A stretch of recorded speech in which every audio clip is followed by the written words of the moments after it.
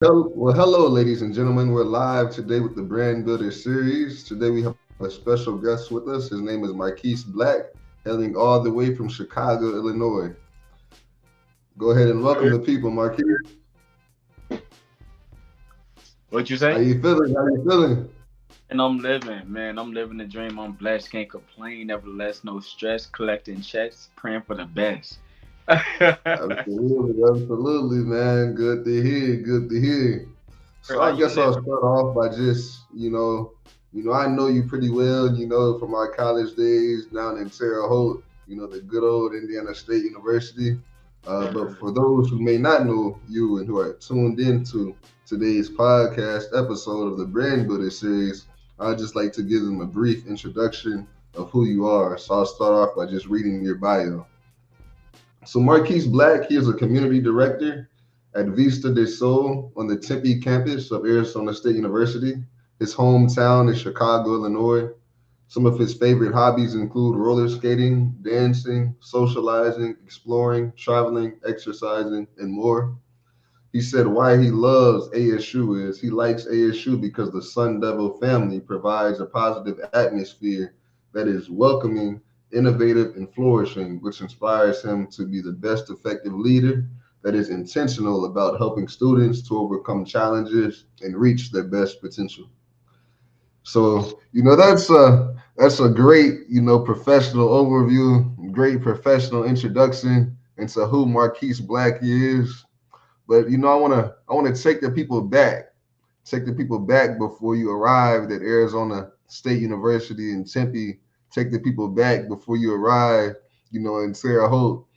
Just give the people a brief introduction, brief synopsis of just life growing up as a child, and life growing up in Chicago, Illinois, if you don't mind. Family. So my name is Marquise. As Brother Willis said, from Chicago, Illinois, born and raised there. I had the best of both worlds, being able to experience living in the city, in the heart of Chicago, on the south side. Also had the privilege and honor of being able to move in a south suburban area of Chicago. From there, went straight off to college. Got my bachelor's degree in communication with a concentration in PR. Went straight into grad school. The interesting thing is, I started off in clinical mental health counseling field, and then found out, hey, this is not really my niche. So then I found out I was really, really passionate about student affairs, and then just reflecting on my experience of my undergrad of being a resident assistant, I was like, man, what better way to, get a master's degree in student affairs, doing something that I love, that I'm passionate about, that I'm natural, which is building relationships, making connections, contributing to the success of students, and just overall, just being a young professional that I am. So yeah, so just kind of going a little bit backwards about me personally, I have been someone who have gone through some challenges in life. Life been lifing, but through it all, God has kept my hand at a very young age. For most people who may or may not know, I'm hearing impaired in both ears. I have a hearing loss, which is called bilateral, which means in both ears, sensory neural hearing loss, which is mild to severe. Deaf being the absolute severe, and then normal being all the way at the top of the chart. I'm like towards the middle, low down part, but amen. God is still good. God is still used me in spite of all that I've gone through, being bully teased indirectly about my speech impediment. With that, it have led me to other dark areas of my life of questioning who I was, questioning my self worth, my leadership abilities. There were moments where I was insecure because of what I've gone through childhood, but through it all, God has kept my hand, because just as God had a plan for me at such a young age, the enemy had a plan. So the enemy was trying to plant seeds within my childhood, but God has spared me through it all. I started ministry at such a young age. I started off as a junior deacon in school. Not school, sorry, church, y'all. My mind is just racing. Started off at a small Baptist church, True Fellowship Missionary Baptist Church, uh, in the heart of Southside Chicago, 9556 South King Drive. If you know, you know. Pastor Terrence L. Brown, special shout out to my childhood pastor. So he kind of took me in as his spiritual son, and he just pretty much taught me pieces of what I knew about ministry, learning how to memorize scriptures. I remember the very first day when I gave my life to God. I remember I was just so emotional, couldn't really hear well of what he's saying, but I know I felt the spirit of God so heavy upon me. And this was when they had altar called, and they was opening up the doors for those who wanted to give their life to Christ. And I just remember going down there, and I was just crying and crying. Mind you, I'm a kid. I'm about like 6, 7 years old.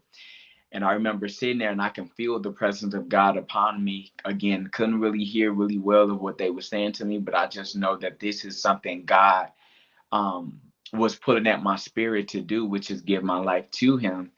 And later that day after church, went into his office. He was asking me, he was like, man, do you know what your spiritual gifts are? Do you know what God is calling you to do? I was like, no. He was like, that's okay, because God had already revealed it to me. And so he started me off as a junior deacon, worked my way up to being a deacon on a deacon board. Um, I was brought up with this other gentleman who was around my age at the time. We both was on the deacon board ministry, and from there, I just would get so inspired by how he would pray and how his father, who was the lead deacons of all the other deacons on the deacon board, would like mentor his son and tell him how to pray and like give him that encouragement just as well as me. And that kind of motivated me and sparked my fire of Holy Spirit at such a young age. It activated that. And so when he went away and his family moved away and went to a different church, it was just me and my family and a few older members within the church who was around. So from there, I just kept remaining faithful on a deacon board until one day my pastor came up to me. He was like, young man, God is promoting you spiritually. He said that there is a calling on your life, and God is allowing you to step forth in ministry. Now, when he said that, I'm like, what? Me? What? I'm like, I don't know nothing about ministry, but I just knew the significance of giving God my yes. Gave God my yes in spite of how I felt. He started me off in the book of Psalms. I remember Psalm 23 was one around the first sermon that I've given. I want to say this was back in between 2014 to 2016. And the rest has been history. I like it. I like it. You said a lot there, and really, covered a lot, that I believe will be inspiring, to the audience, just how various different aspects of your life, brought about different experiences, how just different people you encountered, brought, various different levels of inspiration and intrigue, So even with that, I kind of want to just break it down a little bit, and kind of just even go to, your experiences in high school, because I believe that high school, is a period of time that bursts a lot, in people that will kind of carry them throughout life. So like when you were in high school, like what were some of the activities, organizations, and things of that nature that you were involved in that kind of stuck with you and sparked some passions? Absolutely. That's a question, man. In high school, I ain't gonna lie. I ain't really like my experience in high school. I ain't really care too much for my peers, but overall, I have always been an active individual. I was going to find myself being involved in something. Found myself being involved on the wrestling team. Found out I ain't like that my junior year. Got involved in show choir. Thought I can sing. Just wanted to get involved with that. I've sat on a few committees that has to do with career readiness, or at least not necessarily being in the thick of the committees, but just being a part of an initiative that was established by my high school to create opportunities for minority students who come from low income backgrounds to be able to go to the local community college and get educated on financial literacy, for an example, to know what it means to write a checkbook. Um, I'm sorry, to write within the checkbook, to know how to take care of responsibilities. Just really gaining those basic fundamental life skills that was transferable throughout one's entire life.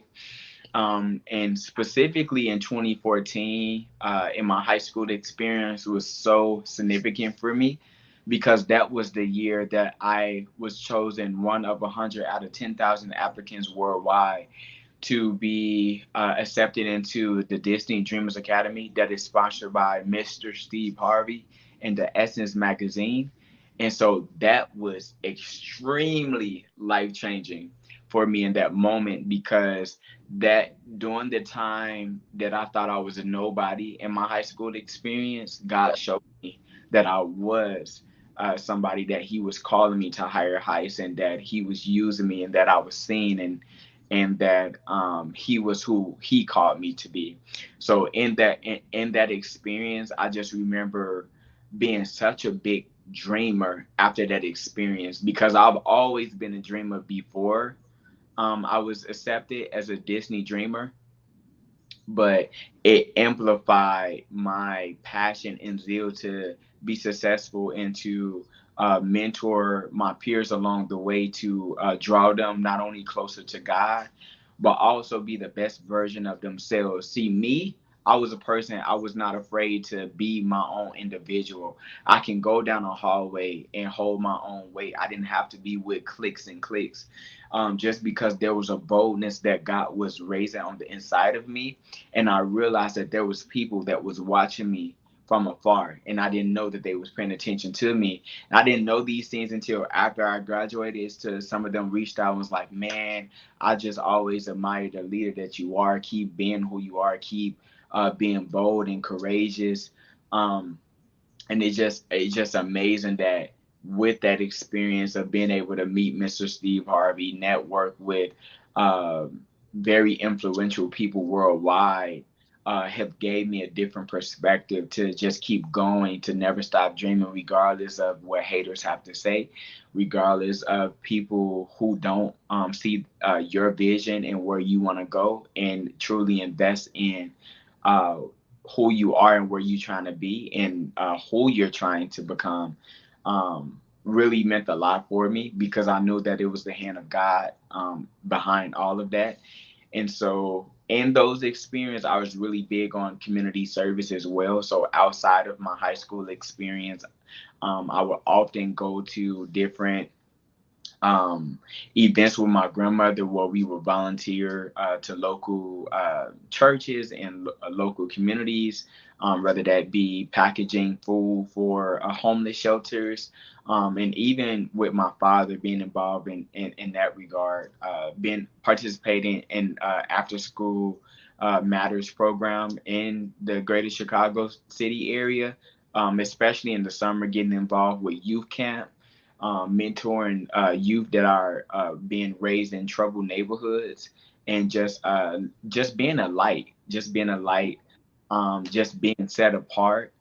And now looking back at those experiences and seeing where I am now, I see why it was important to shine my light, because it was darkness around me, and that there were people who were hurting in that darkness, that needed structure, that needed guidance from someone that looks like them, that's in the same age range as them, and just needed that courage to come up out of the darkness. And God was using me to bring those individuals out. I may not have never seen the seeds that He used me to sow into them, but I know that it exists. Because I seen the accolades that I've received before. Not that it's solely because of me receiving all the glory because I'm a nobody. I'm just a willing vessel that is desperately wanting to be used by God for the rest of my life. And so anytime that I would see God use me in the past, even now, it always does my heart good, and that is what keeps me going. That is what helped builds my character. That is what helped me to shape who I am and to really embrace my God given identity and to fully walk in my God given purpose from the time I was a shorty, even now, and for more to come. Wow, wow, that's great. And what really stuck out to me, even in that, brief overview of that you gave, was just, earlier, in the show you mentioned how, just growing up, there were so many different challenges that you faced, insecurities that you had internally, with the hearing impairment and speech impediment and things of that nature. So many people that may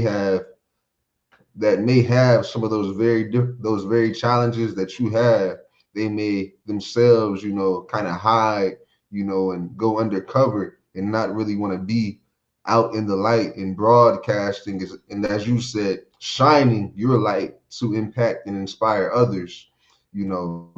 That's very commendable for you to have the inspiration to do that for others. So I kind of want you to speak to that, like, where did that confidence come from? It's, even in the midst of you having a hearing impairment and speech impediment, you still, for those of you that may not know, Marquise, he posts daily inspirational videos on his social media, and I'll give him a chance to kind of go more in depth on that, but kind of just speak to some of those, like what inspired and gave you the confidence to really do that. Yeah, man, I have to say again, behind all of my success, behind my confidence, I like to call it confidence, that I have is truly God's hand. But specifically, God has used my tribe, the community that I come from, my parents, my mom, dad, my grandmother. Specifically, I want to concentrate on my mother. I always tell her one of the best things she's ever done for me in my life that I will forever love her for is introducing me to Jesus. Because since she activated my faith at a young age, as I began to mature, my confidence started to grow. Who I was, in spite of what my peers were saying about me, fell off because God's hand was upon me. And so I would say behind the confidence would definitely be my support system that I had. Hearing my mom and my dad and grandmother tell me, you're not what they call you to be, but you're who God calls you to be, and constantly pour it into me more and more and more. But also loving me, showing tough love, right? They, especially my grandmother, she never just flat out just told me what I want to hear. There was some times where she had to be tough with me and say, "Listen, you gonna have to hold your head high. You gonna have to teach people how to treat you." Of course, in a respectful way. Of course, never let a person know that you are sweating or their words have weight against you in a way that they take you out of character or change your position of who you are in God and where you stand. And one of the things my mom would always tell me is that you gotta, baby, you gotta stand for something or fall for anything. So after year and year of hearing them pour into me and say those things, I believed it. I believed those things because I went from thinking that, oh, words don't hurt me, into maturing my perspective by saying, yes, word can hurt, but if I shift my perspective by understanding that life and death is in the power of the tongue, at a young age I realized that if God is for me, every tongue that rises against me in judgment, he will condemn. I didn't know how to articulate it at that young age, at that time, because I didn't have the maturity of the wisdom from God at that time to articulate what was behind that confidence. But now understanding where I am now and looking back with the wisdom that I have now, I can speak to that narrative to say that it was truly God using my mother, using my grandmother, using my dad to say, "Hey, like keep going. You someday you may not understand why you're going through all of what you're going through, and why your experience has been what they are, but God is turning all of those things together and working it for your good. That when you tell your testimony to the world, you're going to attract many souls." To your testimony, because as we know, the Bible says that we are overcomers by the word of our testimony and by the blood of the Lamb. So, regardless of how I felt, how embarrassed I felt about what my experience has been in the past, regardless of the trials and errors that I've gone through to get to where I am, I had to be bold in telling my testimony, because again, it wasn't about my glory, it wasn't about me, but it was about what God was doing through me for around the people that was connected to me. So much that He used me to be a generational curse breaker, not just for people within my bloodline, but people who are connected to my friends and family. That when they looked into me, they would often say, "Man, there's something special about that young man. Like, man, like he's so bold and confident." And so when I would hear things like that, I'm like, "Okay, God, that is confirmation, not to boost my ego and pride, but that is confirmation that you are doing a good work in me, and I know that you're going to finish it. For as long as I have breath in my body, there is purpose behind why I had to take the lonely road at some time, why I had to go through the shaking, the beating, the present." Just to kind of pivot for a quick moment, I kind of want to, just touch on your experience, just at, you know, Arizona State.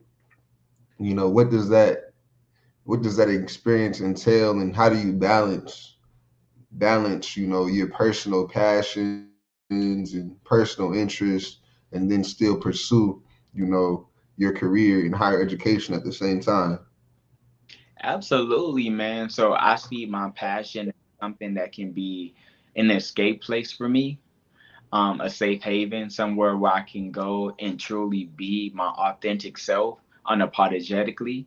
And so, what those passion entails is like motivational speaking. I love encouraging, inspire, uplifting, and just really pouring into vessels who are willing to listen, who just want to listen to little old Marquise just give a good word of encouragement. Some of my passion includes networking, just being able to connect with people from all walks of life, different experiences, background, religions, beliefs, just valuing different things, because although I may not be from the same background of the people who I connect with that are different than me, I can appreciate cultural differences because it enhances and increase my cultural competence level, and it allows me to truly embrace diversity, so much that I take diversity and try to go to my creative space to find ways that I can be inclusive to those who are different than me. And I think that's the beauty of ministry, is because ministry is not limited just to four walls of the church, but ministry can be connected to the very places I'm in right now, being in student affairs and higher education. I'm not limited, God, to just a religious sector, to a place in Bible study, but God can also operate in my professional life. And so I love how God connects everything all together, to where I'm able to do motivational speaking on the side and also minister to the students that I work with, without them, quote unquote, directly seeing it as ministry, because in their eyes it's like, oh, my supervisor is being very encouraging, very positive, but little do they know that the spirit behind me is Holy Spirit encouraging them directly. I may not be shoving Bible down their throat, but they're able to witness the spirit of God, when I humble myself and allow myself to decrease, that God will increase. So with that, I find the balance by creating healthy boundaries. So understanding that when 5 o'clock hit Mountain Time, I'm off the clock. That is when I get to disconnect from my work environment. Um, One thing I must admit, in full transparency, it can be challenging working a place where you work, you sleep, and you're constantly involved around college students in the same environment. So then what I do is force myself to establish community outside of ASU, uh, which is my church family, my people who I work out with. Shout out to Amanda and Izzy at Hustle and Elevate in Mesa. um, Being able to establish multiple communities so that when I do find myself being overwhelmed or when I feel like I'm about to hit potential burnout, I go to my community, my sub communities outside of ASU to keep me grounded, to keep me going and motivated. And then I spend a long time with Holy Spirit so that as I'm pouring out to his vessels, he's pouring back into me in my alone intimate time with him so that I'm able to attend to the passions that I have and I can continue to drink from the well that never runs dry. And if my belly flows living water and I'm connected to the ultimate source that provides wells of water that never runs dry, that means that I will never thirst. That as long as I'm connected to him, I can continue to do motivational speaking. I can continue to supervise and advise my student staff. I can continue to work out and get active and go hiking and all of those great things. I can connect with my colleagues from ISU, Indiana State University, and pour into upcoming students who are currently serving in the program that I once graduated from, and being able to host a college readiness webinar to give them tools and resources and strategies that they need to accomplish success in their transition to um, become a full-time professional after spending several years being a student. So those are ways that I balance out my passions and create healthy boundaries to keep myself uplifted and to embrace holistic wellness. You kind of touched on, you know, what you were able to provide and give back, to the upcoming students at Indiana State. But I believe that's something we breezed right over. I believe we breezed right over your experience at ISU, what that entailed. I went to ISU, I happened to meet Mr. Black, my Eh, freshman year, in Burford Hall, so I know, know him pretty well, and I knew that he was a mover and shaker on campus, involved in a variety of organizations and knew just about everybody on the campus, so kind of speak to, that experience, the good, the bad, the ugly, and what you were able to garner and take from, such a unique experience that I'm sure you'll forever hold for the rest of your life, so speak to that.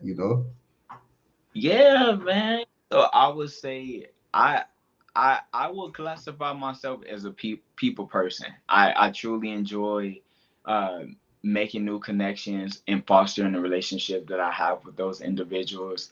And so, given that I was determined to connect with as many people as I can and really maximize my experience being in college, I really wanted to implement that because I knew that not everybody has the opportunity to further their education.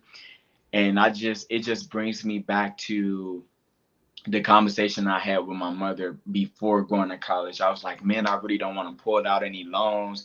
I know that I don't want to go to the military. But I just feel that this is something that God wants me to do just because I would be a first generation college student at the time. And she was like, baby, you can't worry about student loans and stuff like that. Just know that if God called you to it, he will provide a way to get you through it. and she was not lying. And so how I came about becoming an RA, your RA actually, your freshman year, my sophomore year, was literally taking a student affairs and higher education class, which was a requirement our freshman year. And I just remember being in that class, and they was like, "Oh, we have an opportunity for students to step into a student leadership position, specifically being a resident assistant." And they was like, "Oh, you get your room and board covered. They provide you with your own apartment." I was like, "What? Sign me up! I want that. How do I get involved?" Mind you, I have never heard of um I've never heard of RA until I came into college. And so when I found out about that opportunity, I'm like, listen, I'm about to go through for it. And what motivated me to be consistent and actually taking on that opportunity was a conversation that I had with my mother um, my freshman year. I remember I had maxed out all of my loans, and I remember begging my mom, I'm like, "Mom, can you please do a Parent Plus loan? If you just do this Parent Plus loan, this one time, and if I get this RA position, I promise you, you would never have to worry about putting out any other loans on my behalf ever again. I'm gonna be set. Like I'm gonna be able to take care of myself financially, put myself through school. I'll be able to have those student refund checks to be able to pay for my books and everything."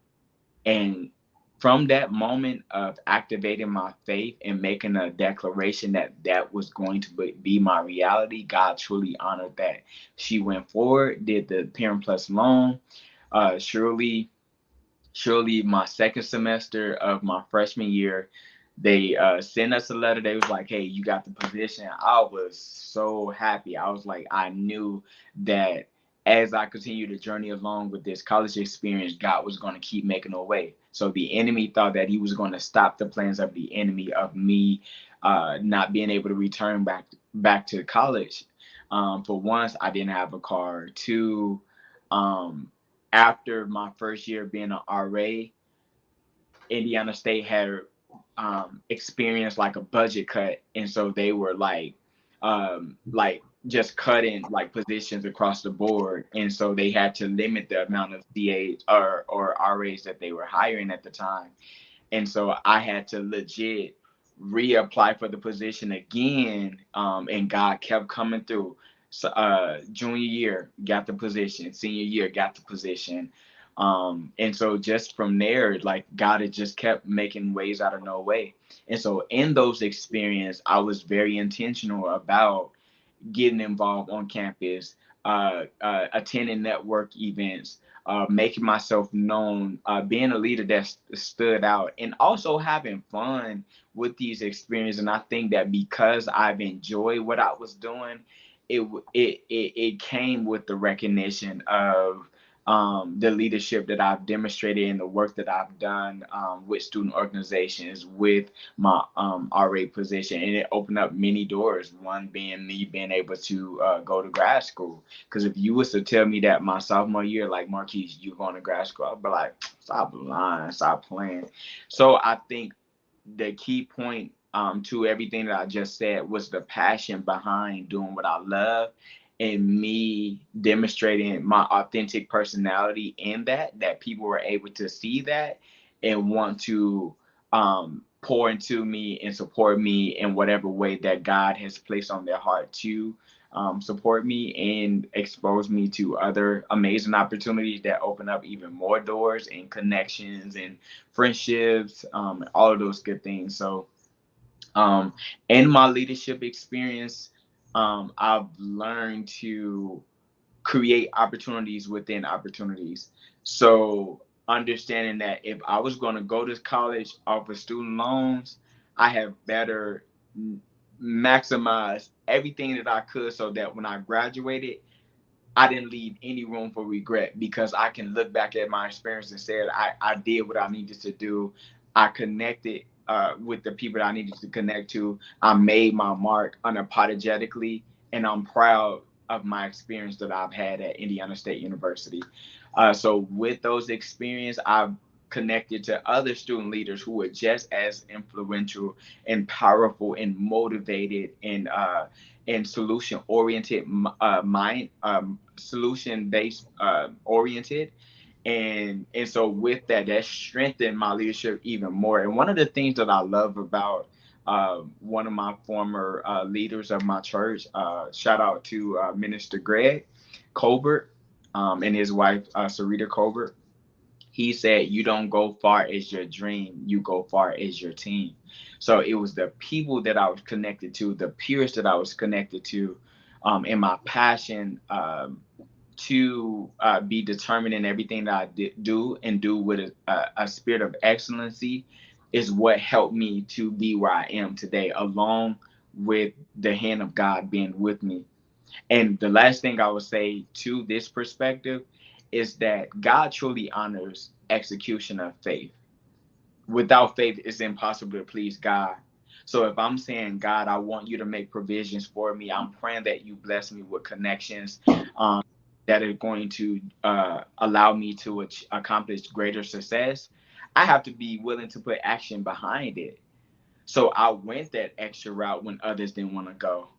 I made sure that I had an open door policy when I was an RA, and making sure that all of my residents felt seen and heard, and that they were validated whenever they would bring concerns to me, or whenever they wanted to be connected to different student organizations on campus, and me serving as that liaison and that resource tool to help them to get connected. I remember my why, and I put intentionality with passion behind everything that I did, and I made sure I did it well. And then I went as far as I can go with that, and I think that that is what led me to have many leadership experiences. Some of them being the president of a student organization on campus called Church at ISU, being able to be a step master on Precision Step Team. Shout out to Phi Beta Sigma Fraternity Incorporated. Um, Me being able to be a RA, me being able to be the graduate assistant at the Charles E. Brown African American Cultural Center. Shout out to Dr. Tiffany Reed, as well as Valerie Hart Craig, as well as Julia Bruce. We miss you. As well as all the amazing leaders that and the people that I came in contact with in those experiences. Absolutely. That's great. You were someone that, took advantage of the resources, the resources that were on campus, the resources that were available at your hands, and, you had the confidence, to go after and seek, what it is that you aspire to, attain, you know. But on the other hand, there are so many people, not just on the college campus, but just in life in general. They have aspirations. They may want to meet this person. May want to meet that person. They may want to, pursue this particular opportunity. May want to pursue that particular opportunity, but may not have the confidence, may not have the wherewithal, to step out on faith, as you Mhm. just said, and pursue it. What are some building blocks? What are some practical steps that they can take today, to ensure that they don't miss out on opportunities of tomorrow? The number one advice I can give is get active, get involved with campus. Even if you just start off with joining a student organization, I promise you, a lot of students may underestimate the opportunities that will come with their involvement with student organization, even if it's just them getting involved in an animated club. Like you never know what professor is attached to a certain student organization, or professors that serve as advisors of student organizations that has nothing to do directly with academic priorities, that can really bring about amazing opportunities. So I say get involved, network. You may be a person that's an introvert, but you have to step outside of your comfort zone. Get comfortable with being uncomfortable. So you may be a person that you like, man, I'm low key. I just go to class, go do my homework, and then I'm at my own business. Like I may have like two or three friends that I rock with on the side. Like we may work out, go to parties, whatever your thing is. I definitely encourage you to challenge yourself to do things that you don't typically do, even if that means attending a resume builder workshop or going to the career center, just to familiarize yourself with the resources and the professional conferences that are upcoming, that is going to be hosted on campus, and actually attending those conferences. Things like that goes a long way because you don't know who's watching you. You don't know who's paying attention to the work that you're doing, whether that be in the classroom, even if it's just something as little as you sharing profound perspectives in discussions in your courses, and your professors are taking notes, and they're like, man, have you they're wanting to pull you to the side after class and say, hey, I noticed you share really great perspective. Have you considered joining this organization, or have you considered attending this national conference? Do you know about the scholarship that will fund you to attend this conference, and then being able to have other opportunities that come with that experience? So I say your involvement is going to be your best friend. Once you get involved, one connection is going to lead you to another. This person is going to be connected to this. And then the other thing I would say is that uh, at least have one to two connections of every class that you take, and then at least have of your professors have an established relationship with them, even if it's just you going to their office hours twice a semester. That will go a long way because it shows them that you are truly serious about your college career, and you're determined to succeed in all of your courses. So as long as you get involved, you establish these connections, even at times when you may not do the absolute best, or you may not be the brightest student on campus. The fact that people know who you are and they're able to witness your leadership, even if it's in small settings, that travels. Your work speaks for itself, and it goes a long way. And there's so many opportunities that comes with that, and I'm a living witness of that. So if you get involved, that will be your best friend to kickstart to other amazing opportunities that you haven't even thought of. No doubt about it. Uh, you spoke to, navigating the college campus, navigating the college ecosystem, and those experiences, getting out of your shell, getting out of your comfort zone and things of that nature. But if my memory serves me correct, I believe that you uh, transition to another part of the country, directly after graduation, with that being Arizona, you know, you being from Chicago and Indiana, which are both, Midwest locations. What are some of the, critical steps and strategies, that went into developing a strong network, of people and meeting people in your current location? And how would you advise those who may have relocated to areas where they don't know anyone and they're trying to build up, their brand, they're trying to build up their connections and things of that nature? What would you say to that particular person? Say, do your research on the area that you are considering relocating. Utilize the connections that you have in your current space, of the institution that you're a part of or organization, and then ask ask around, like, hey, what do you know about this institution or this local area that I am transferring over to? um, and then make sure that it's feasible to where you at, because you may have unique needs and accommodations um, that may play a huge role in your decision making to uh, your decision to relocate. So, like for an example, if you have a significant other and you have a family, let's say you have a great job opportunity in Atlanta, Georgia, and the area that you're wanting to live in is in the South suburban area. But then let's say you have children who would get a better educational experience from a better, I guess, school system that is on the opposite side of town. So then now you have to compromise whether or not you can take this opportunity.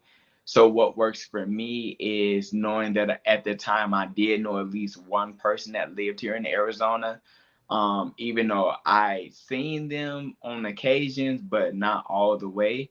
I made sure that the experience of me transferring over actually made sense. So because I knew that I had our housing experience of being in Rest Life, and that they provided room and board. I knew that was going to save me money, and that was going to allow me to save enough money to pay my first car off with 2 years early than what it was initially supposed to be paid off. Me knowing that because housing is very expensive in the state of Arizona, I was intentional about allowing my entry level experience of being a full time professional to be in housing, because again, my housing was going to be covered. I was challenging myself to be at a larger institution that has over 53,000 students, compared to the smaller student population that is at my alma mater. I wanted to see myself challenged. I wanted to expand my leadership capacity, to develop new leadership skills, to sharpen the ones that I already had, and to gain a new experience working at a very large institution, coming from a small institution. So for me, it made sense for me to move out to Arizona. And then also, I was determined to be the first in my family to move out of the Midwest area. So it was just the hustler in me that wanted to be the first to go to school,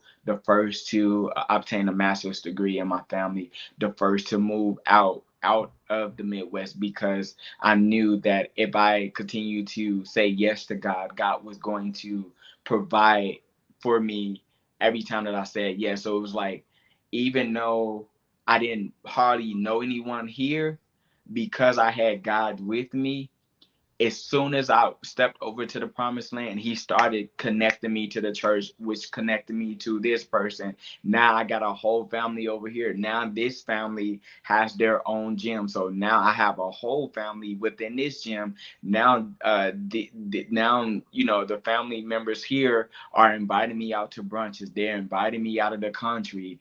I'm traveling out of the country for the very first time, with these people who I call family, simply because I gave God my yes in 2021.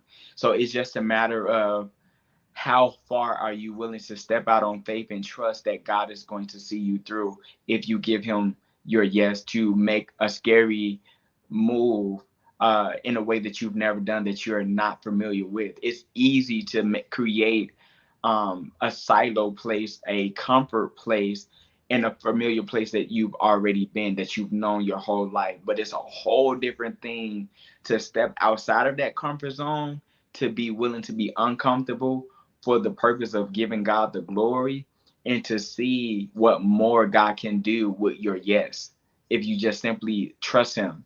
It's not easy, it's not for the heart of faint, but I believe that if you have the attitude to say that no matter where I go, no matter what opportunities I take, God is going to always work with me. And if I'm his child,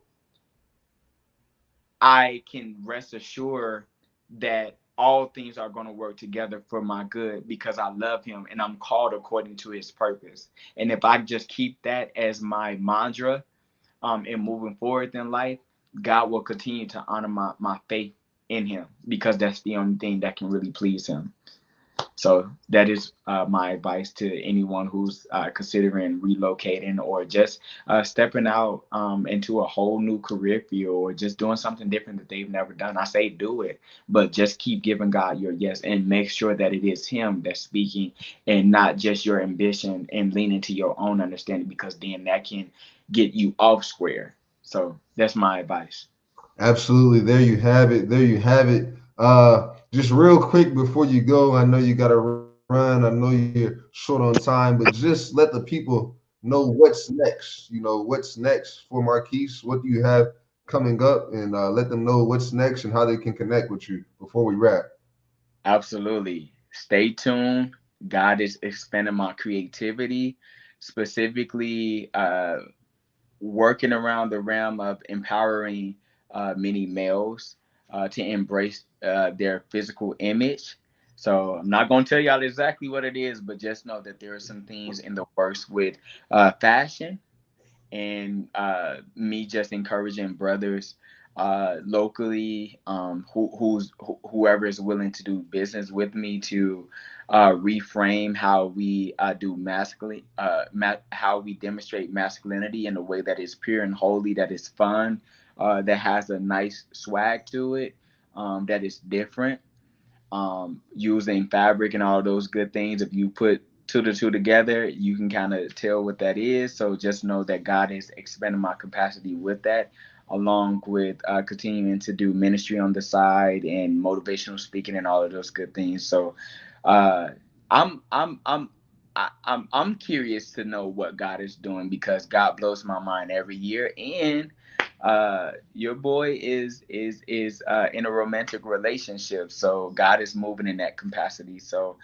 those are just personal aspects about myself. So be on the lookout, follow me, follow, what God is doing in me, because there's a lot of creativity that God is going to use to become a reality, that he's downloading in my spirit. It's a lot of stuff I can't even articulate, because he's still downloading a lot of things. So stay tuned, follow me. As you see on your screen, exclusive MB, and you have it. There you have it, y'all. Be blessed, be encouraged. Much love to y'all.